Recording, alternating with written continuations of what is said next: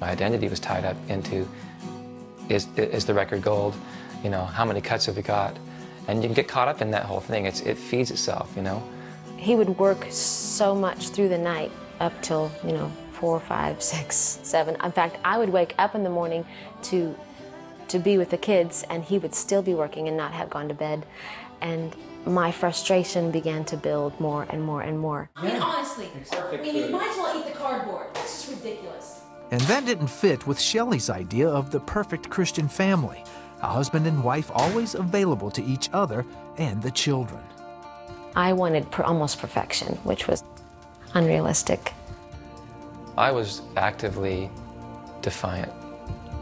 I was actively not living the life she wanted to live. It seemed the couple couldn't talk without arguing.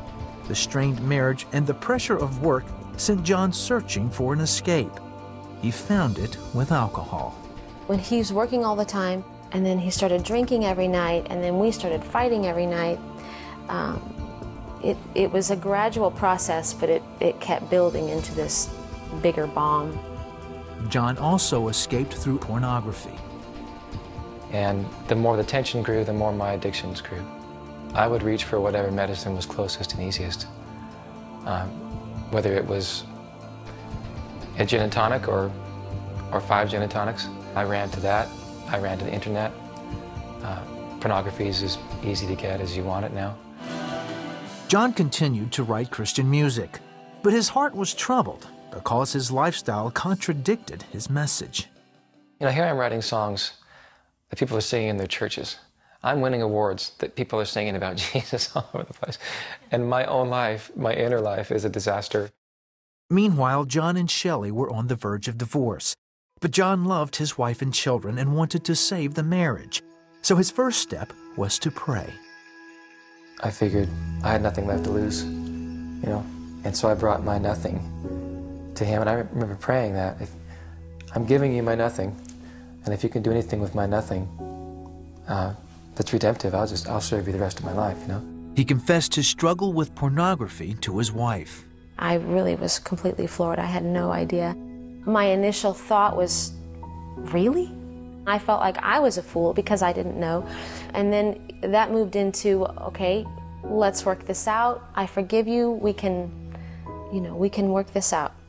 Through prayer and determination, John turned from his addictive habits. But he and Shelley knew that if their marriage was going to survive, they would need help. So they sought out a Christian counselor, and slowly but surely, their relationship was healed. I don't believe God waved a wand and we all got better.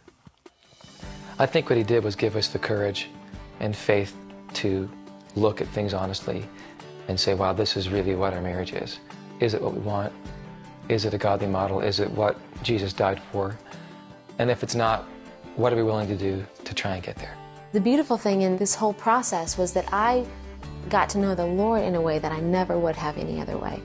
So as I sought him and really focused on what he wanted and what his heart was, he began to change my heart. So my prayers started to change, not so much change my man, but change me and what is in me, that what can I do? You know, how can I humble myself? What we really needed was a change of heart.